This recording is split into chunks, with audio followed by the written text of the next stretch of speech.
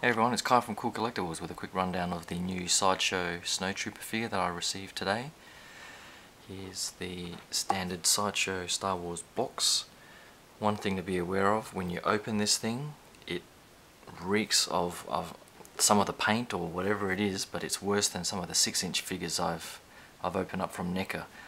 It is really toxic, so just don't try and sniff that too much. It's not like opening up a Hot Toys DX where the smell is actually pretty good, but this one here, I think it's I don't know if it's because of the rubber or the paint or something, but the smell is pretty terrible. So just something to be aware of there. Just a quick look at the accessories. Out of the box he comes with these hands that I think are used to grip the E-web cannon, and I've just swapped them out for the gun holding hands, and he comes with these 2 pointy ones.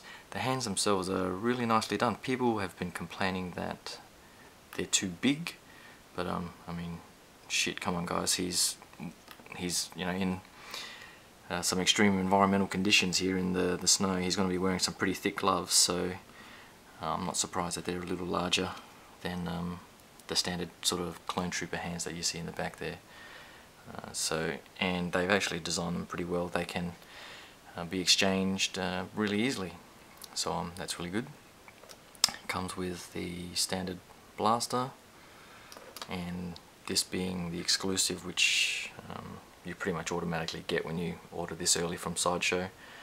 Comes with this, what they call a vintage rifle. So I mean, I guess I don't know the backstory or the history of it on why it's called the vintage rifle, but always good to get more accessories. Onto the figure, and Sideshow have knocked it out of the park in my view. There's so many layers to this particular figure, it's not funny. If you've seen the Hot Chicks Cool Toy review, they pretty much do a fantastic deconstruction of the outfit, and you'll see there how many different layers there are. The boots, I think they're like a rubber material, but they're pretty good. The design's really good because they've got there's a joint there that you can barely see, and you can twist it around, so it's not a single molded boot, which is great. The helmet, now this is it feels like a rubbery type material, which hopefully keeps its shape and doesn't crack or anything like that. People complained about the molds and so on, but I don't know what else Sideshow could have done. People were complaining that if they bought more than one, they wouldn't have a unique look, but I don't know, that's pretty much the same for all the troopers, I think. And the outfit, as I said before, there's so many different layers. He's got the pants, which is, it's like a linen feel. He's got the, I can't remember what that's called, the skirt, I guess, which is like a soft velvet or almost polar fleece feel, similar to the upper suit. And he comes with the pockets, similar to the Boba Fett pockets.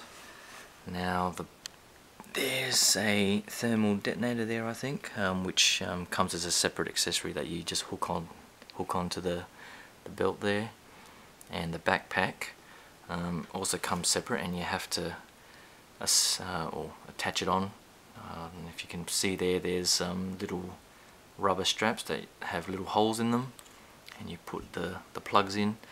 Hopefully that doesn't result in any sort of splitting along the rubber there, so hopefully that's okay. I think you can see the little things that you plug in there, and then it has these little straps that you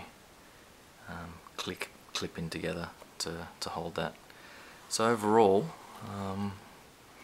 it's a really nicely layered costume. So he's got that little plate there, and he's got this separate chest plate as well that plugs in under there. If people are wondering, there is this is pretty pliable, but I won't lift it up too much. There is no head under there, it's just an empty ball socket. But they didn't really need to have a separate head sculpt there.